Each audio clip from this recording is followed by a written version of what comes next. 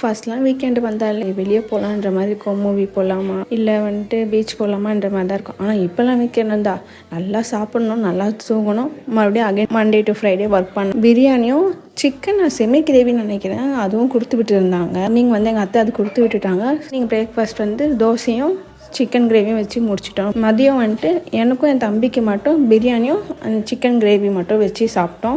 அப்புறம் எங்கள் அத்தைக்கு எல்லாருக்கும் வந்துட்டு வச்சு தான் சாப்பிடுவாங்க. அதனால் அவங்க எல்லாருக்குமே வந்துட்டு கர்ட் ரைஸும் காலிஃப்ளவர் 65 பண்ணி வச்சுருந்தாங்க. அதனால் என் தம்பி வெறுப்பேற்றிட்டு இருந்தான் எல்லாரையும். நாங்கள் பிரியாணி சாப்பிட்றோன்னு சொல்லிட்டு கொஞ்ச நேரம் கலாய்ச்சிட்டு ஓட்டின்னு இருந்தான். எங்கள் டெய்லர் ஷாப்பை க்ளோஸ் பண்ணிவிட்டு மதியம் வீட்டுக்கு தான் சாப்பிட வருவாங்க. அப்பாவோட ஃப்ரெண்ட் பர்த்டே போல் அவங்களுக்கு. ஆனால் கேக் கொடுத்து விட்டுருந்தாங்க.